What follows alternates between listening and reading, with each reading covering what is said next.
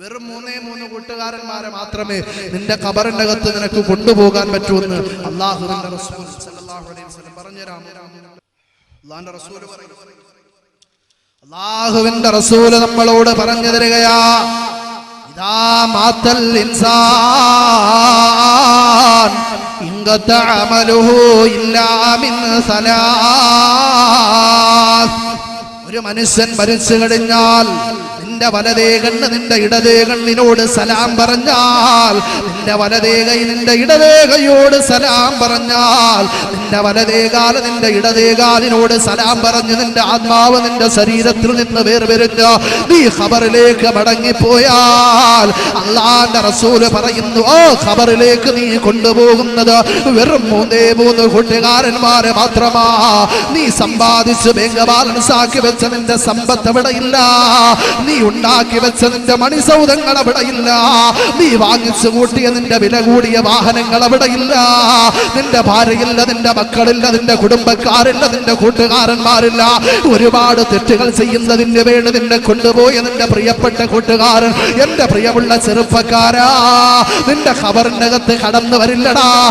നിന്റെ ഖബറിലേക്ക് കടന്നു വരുന്നത് വെറും 3 കൂട്ടുകാരന്മാര് മാത്രമാണെന്ന് അല്ലാഹുവിന്റെ റസൂൽ നമ്മളോട് പറഞ്ഞു തരികയാ. ഖബറിലേക്ക് നീ കൊണ്ടുപോകുന്നത് വെറും 3 കൂട്ടുകാരന്മാരെ മാത്രമാണെന്ന് നമ്മളോട് പറഞ്ഞു തരിക. ആ 3 കൂട്ടുകാരന്മാരെ മാത്രം പറഞ്ഞു ഇൻഷാ അല്ലാഹ് പെട്ടെന്ന് നമ്മൾ പിരിയ. കാരണം നമ്മുടെ പൂവല്ല സഹോദരന്മാരെ നേരം കൊണ്ട് മിസ്കോൾ അടിക്കും, ഒരു ബഹളമായിട്ടിരിക്കുക. അതുകൊണ്ട് പെട്ടെന്ന് പോകണം. നിങ്ങളാരും വിഷമിക്കണം. കാരണം ഒരുപാട് പറയണമെന്നൊക്കെ ആഗ്രഹമുണ്ട്, പക്ഷെ അവിടെയും കൂടെ പറയണമല്ലോ. എല്ലാവർക്കും നമ്മുടെ സൗണ്ട് തീരുന്നത് കൂടെ നമ്മൾ എല്ലാവർക്കും പറഞ്ഞു കൊടുക്കണം. നമ്മുടെ സൗണ്ട് തീർന്നാൽ പിന്നെ ആരും നമ്മളെ മൈൻഡും ചെയ്യില്ല. അതിനു മുമ്പ് നമ്മളെല്ലാം പറഞ്ഞു തീർക്കണമല്ലോ. അല്ലാഹു തൗഫീഖ് ചെയ്യട്ടെ, അല്ലാഹു ദീർഘായുസ്സ് തരട്ടെ, ആഫിയത്ത് തരട്ടെ. മരിക്കുന്നത് വരെ ദീനിന് വേണ്ടി ശബ്ദിക്കാൻ അല്ലാഹു ഓരോരുത്തർക്കും ഭാഗ്യം നൽകി അനുഗ്രഹിക്കുമാറാകട്ടെ. അപ്പൊ 3 കൂട്ടുകാരന്മാരെ മാത്രമേ കൊണ്ടുപോകാൻ പറ്റൂ, ബാക്കിയൊക്കെ കൂടെ കളയേണ്ടി വരും.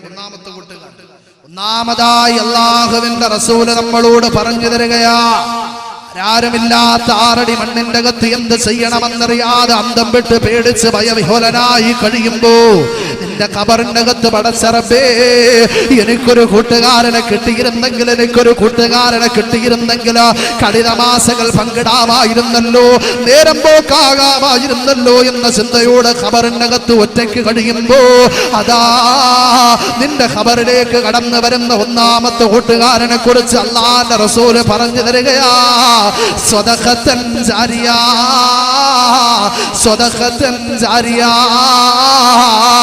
നിന്റെ പള്ളിക്ക് വേണ്ടി നീ കൊടുത്ത നിന്റെ പൈസയുണ്ടല്ലോ, പാവപ്പെട്ടവരെ സഹായിക്കാൻ നീ കൊടുത്ത നിന്റെ പൈസയുണ്ടല്ലോ, അങ്ങനെ ദീനിന് വേണ്ടി എന്തെല്ലാം നല്ല നല്ല സൽക്കർമ്മങ്ങൾ നീ ചെയ്തു കൂട്ടിയോ, അത് മുഴുവനും നിന്റെ ഖബറിന്റെ കൂട്ടുകാരനാണ്, വെളിച്ചമാണെന്ന് ഒരിക്കലും കള്ളം പറയാത്ത മദീനയുടെ മണിദീപമേ, മക്കയുടെ പ്രകാശമേ, നബി മുഹമ്മദ് മുസ്തഫ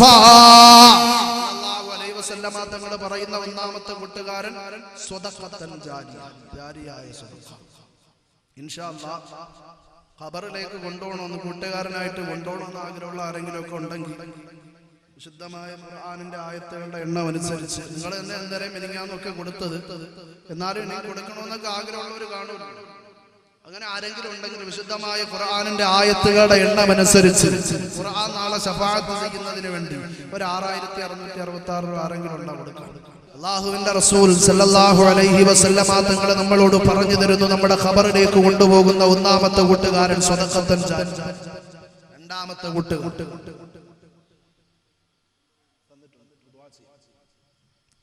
കൂട്ടുകാരൻ അല്ലാഹുവിന്റെ റസൂൽ സല്ലല്ലാഹു അലൈഹി വസല്ലമ തങ്ങൾ നമ്മളോട് പറഞ്ഞു തരികയാ, ആരുമില്ലാത്ത 6 മണ്ണിന്റെ അകത്ത് എന്ത് ചെയ്യണമെന്നറിയാതെ അന്തം വിട്ട് അന്താളിച്ച് പേടിച്ച് ഭയവിഹ്വലനായി കഴിയുമ്പോ പടച്ച റബ്ബേ,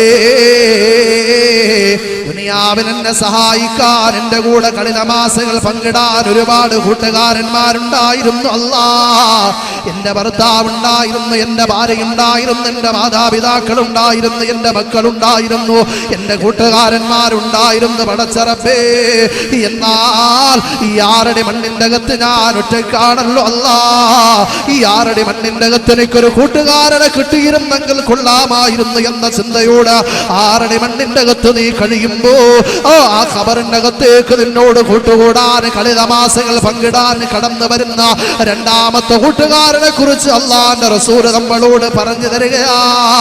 അമലുൻ സാലിഹാ, അമലുൻ സാലിഹാ.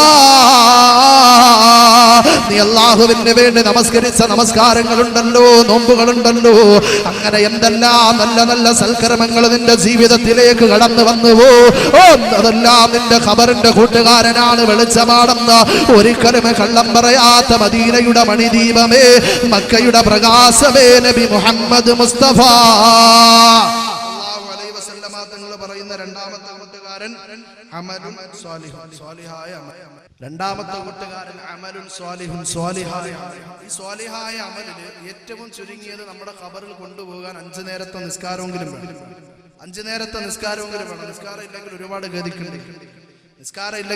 ഗതിക്കേണ്ടി വരും. അല്ലാഹുവിന്റെ റസൂൽ പറഞ്ഞു, ഏത് സംഘടന വേണോ നീ പ്രവർത്തിച്ചു, ഏത് രാഷ്ട്രീയ പാർട്ടിയുടെ കൊടുക്കീഴിൽ ഏത് നേതാവിന്റെ പിറകിൽ വേണോ നിനക്ക് അണിചേരാം, ഇതൊന്നുമല്ല പടച്ചറപ്പ് ചോദിക്കുന്നത്. അല്ലാഹുവിന്റെ റസൂൽ പറയുകയാ, ഇന്ന അവ്വല മാ യുഹാസബു ബിൽ അബ്ദു യൗമൽ ഖിയാമത്തി മിൻ അഅമാലിഹി അസ്സലാ. നാളെ ആഖിറത്തിൽ വെച്ച് അല്ലാഹു നിന്നോട് ആദ്യമായി ചോദിക്കുന്നത് 5 നേരത്തെ നമസ്കാരത്തെ കുറിച്ചാ. നിന്റെ ജീവിതത്തിൽ 5 നേരത്തെ നമസ്കാരം കൃത്യതയോടുകൂടി കടന്നു വന്നാൽ വിഷമിക്കണ്ട, സങ്കടപ്പെടണ്ട, ദുഃഖിക്കണ്ട, അല്ലാഹുവിന്റെ സ്വർഗ്ഗത്തിലേക്ക് കടന്നു പോകാ. അതല്ല നാം നേരെ മറിച്ച് നമസ്കാരം പാഴാക്കിക്കൊണ്ട് ദുനിയാവിൽ ജീവിച്ചവനാണെങ്കിൽ അല്ലാഹുവിന്റെ കത്തിക്കാണുന്ന നരകത്തിലേക്ക് പടച്ചറപ്പ് നമ്മളെ വലിച്ചെറിയുന്നതാ. അല്ലാഹു കാക്കുമാറാകട്ടെ. നിസ്കാരം ഉണ്ടോ സ്വർഗ്ഗത്തിൽ പോവാ, അല്ലെങ്കിൽ വലിയ പാടാ. അതുകൊണ്ടല്ലേ ലോകത്തിന്റെ നായകൻ ഈ ലോകത്തോട് വിട പറയാൻ സമയത്ത് അസ്റഫുൽ ഖൽഖിൻ വഫാത്തിന്റെ നേരത്ത് അർളും സമാവാത്തും പൊട്ടിക്കരഞ്ഞല്ലോ. ആരംഭപ്പൂവിന്റെ ഹാലും നീല കണ്ട് ആലും സഹാബത്തും ദുഃഖിച്ചിരിപ്പല്ലോ. മുത്തായ തങ്ങൾ താളർന്ന് കിടക്കുന്നു. മുത്തുമുൽ ഫാത്തിമ ചാരത്തിരിക്കുന്നു. ഏറ്റം വിഷാദത്താൽ ഉപ്പായെ നോക്കുന്നു. ഏറെ പരിചരിച്ചെല്ലാരും നിൽക്കുന്നു.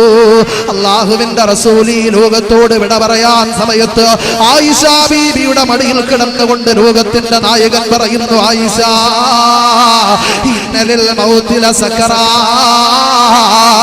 ആയിഷ, മരണത്തിന് വല്ലാത്ത വേദനയുണ്ട് ആയിഷ, അത് എന്നെ കൊണ്ട് താങ്ങാൻ കഴിയുന്നതിനും അപ്പുറമാണെന്ന്. മരണത്തിന്റെ സമയത്ത് പോലും നമ്മളെ കുറിച്ച് ഓർത്തുകൊണ്ട്, നമുക്ക് വേണ്ടി പ്രാർത്ഥിച്ചുകൊണ്ട്, നമ്മളെ കുറിച്ച് ചിന്തിച്ചുകൊണ്ട് ഈ ലോകത്തോട് വിട പറഞ്ഞ അല്ലാഹുവിന്റെ റസൂൽ അവസാനമായി നമ്മളോട് ചെയ്തിട്ട് പോയ വസിയത്ത് എന്താ? യാ ഉമ്മത്തി ഉസീകും ബിസ്സലാ. അല്ലയോ എന്റെ സമുദായമേ, നിങ്ങളുടെ നമസ്കാരത്തിന്റെ കാര്യത്തിൽ അലംഭാവം കാണിക്കല്ലേ. നമസ്കാരം പാഴാക്കിയാൽ ഒരുപാട് ശിക്ഷകൾ നാളെ ആഖിറത്തിൽ നിങ്ങൾക്ക് വേണ്ടി അല്ലാഹു തയ്യാറാക്കി വെച്ചിട്ടുണ്ടെന്ന് പൊന്നാര നബി തങ്ങൾ നമ്മളോട് പറഞ്ഞു പോയെങ്കിൽ എന്റെ പ്രിയമുള്ളവരെ, നമ്മുടെ ഖബറിന്റെ രണ്ടാമത്തെ കൂട്ടുകാരനായി അല്ലാഹുവിന്റെ മുമ്പിൽ എടുത്ത് കാണിക്കാൻ 5 നേരത്തെ നമസ്കാരമെങ്കിലും നമ്മുടെ ജീവിതത്തിലേക്ക് കടന്നു വരട്ടെ. പടച്ചറപ്പതിന് ഭാഗ്യം നൽകി അനുഗ്രഹിക്കുമാറാകട്ടെ. രണ്ടാമത്തുകാരനായിട്ട് ഏറ്റവും ചുരുങ്ങിയത് 5 നേരത്തെ നിസ്കാരവും അത് ചെയ്യാൻ ഭാഗ്യം നൽകട്ടെ. ഈ മൂന്നാമത്തെ കൂട്ടുകാരൻ ഇവിടെ പറഞ്ഞു പെട്ടെന്ന് നിർത്തുക. മൂന്നാമതായി അല്ലാഹുവിന്റെ റസൂൽ നമ്മളോട് പറഞ്ഞു തരികയാ, ആരുമില്ലാത്ത 6 അടി മണ്ണിന്റെ അകത്ത് എന്ത് ചെയ്യണമെന്നറിയാതെ അന്തം വിട്ട് അന്താളിച്ച് പേടിച്ച് ഭയവിഹ്വലരായി കഴിയുമ്പോ നിന്റെ ഖബറിന്റെ വെളിച്ചമായി, നിന്റെ ഖബറിന്റെ കൂട്ടുകാരനായി, നിന്റെ ഖബറിന്റെ നേരം പോക്കായി, നിന്റെ ഖബർ കടന്നു വരുന്ന മൂന്നാമത്തെ കൂട്ടുകാരൻ വലദുൻ സാലിഹുൻ യദൂലഹു. നിന്റെ ഖബറിന്റെ ചാരത്ത് വന്നു നിന്നുകൊണ്ട്, നിന്റെ ഖബറിന്റെ ഓരത്ത് വന്നു നിന്നുകൊണ്ട്, പടച്ചറബേ ഇതെന്റെ ഉമ്മയാണ് അല്ലാ, ഇതെന്റെ ഉപ്പയാണ് പടച്ചറബേ, ഇവരുടെ ഖബറുകളെ നീ വിശാലമാക്കണേ അല്ലാ, സ്വർഗീയാരാമമാക്കണേ അല്ലാ, സ്വർഗ പൂങ്കാവനമാക്കണേ അല്ലാ എന്ന് നമ്മുടെ ഖബറിന്റെ ചാരത്ത് വന്നു നിന്നുകൊണ്ട് നമുക്ക് വേണ്ടി ദുആ ചെയ്യുന്ന നമ്മുടെ മക്കളുടെ ദുആ ഇല്ലേ, അത് നമ്മുടെ ഖബറിന്റെ വെളിച്ചമാണ്, കൂട്ടുകാരനാണ്, നേരം പോക്കാണെന്ന് അല്ലാഹുവിന്റെ റസൂൽ നമ്മളോട് പറഞ്ഞു തരികയാ. അതുകൊണ്ട് എന്റെ പ്രിയമുള്ള ഉമ്മമാരെ, പെങ്ങന്മാരെ, സഹോദരിമാരെ, നമ്മുടെ മക്കളെ നമ്മൾ വളർത്തുമ്പോ ദീനിന്റെ ചിട്ടയോടെ വളർത്തി കഴിഞ്ഞാൽ നാളെ നമ്മൾ മരണപ്പെട്ട് ഖബറിനകത്ത് കഴിയുമ്പോ നമ്മുടെ ഖബറിന്റെ ചാരത്ത് വന്നു നിന്നുകൊണ്ട് നമ്മുടെ മകനൊന്ന് പൊട്ടിക്കരഞ്ഞാൽ ആ കരച്ചില് അല്ലാഹുവിന്റെ അടുക്കൽ ഒരുപാട് നന്മയുള്ളതാ. നമ്മുടെ ഖബറിനകത്ത് വെളിച്ചം കിട്ടുന്ന ഏറ്റവും നല്ല സ്വാലിഹത്തായ അമലാണെന്ന് പൊന്നാര നബി തങ്ങൾ നമുക്ക് പറഞ്ഞു തരുമ്പോ എന്റെ പ്രിയമുള്ളവരെ, നമ്മുടെ മക്കളെ സ്വാലിഹീങ്ങളാക്കുക, അതിനുള്ള ഭാഗ്യം അല്ലാഹു നൽകട്ടെ. ആ സ്വാലിഹീങ്ങളായ മക്കളുടെ ദുആ നമ്മുടെ ഖബറിന്റെ കൂട്ടുകാരനാണെന്ന് അല്ലാഹുവിന്റെ റസൂൽ സല്ലല്ലാഹു അലൈഹി വസല്ലം തങ്ങൾ നമ്മളോട് പറഞ്ഞു. നമ്മൾ അറിയണം നമ്മുടെ മക്കളൊക്കെ സ്വാലിഹീങ്ങളാണ്. ഒരുപാട് ചർച്ച ചെയ്യാനുണ്ട്, അതൊക്കെ ചർച്ച ചെയ്താൽ ഒരുപാട് പറയാനുണ്ട്. ഇൻഷാ അല്ലാഹ് ഇനി ഒരു അവസരം വരട്ടെ, അല്ലാഹു അതിന് ഭാഗ്യം നൽകി. ഈ ഒരു അവസരത്തിൽ നമുക്ക് നല്ലതുപോലെ ചർച്ച ചെയ്യാം. ഞാൻ അറിയാതെ കൊടുത്തു പോയതാണ്. അല്ലാഹു നിങ്ങൾ ആരും കുറ്റം പറയരുത്. ഉസ്താദ് ഒരുപാടൊന്നും പറഞ്ഞില്ലല്ലോ, ഉസ്താദ് ഒരുപാടൊന്നും പറഞ്ഞില്ലല്ലോ എന്ന് പറഞ്ഞ് ആരും ആക്ഷേപമോ കുറ്റമോ പറയരുത്. കാരണം നമ്മുടെ ഒരു അവരില്ലായ്മ കൊണ്ട് ചെയ്തു പോയതിന്റെ അതുകൊണ്ട് ഞാൻ തന്നെ നിങ്ങളോട് മാപ്പ് ചോദിക്കുക. ഇൻഷാ അല്ലാഹ് ഇനി ഒരു അവസരം വരുമ്പോൾ നമുക്ക് നല്ലതുപോലെ ചർച്ച ചെയ്യാം.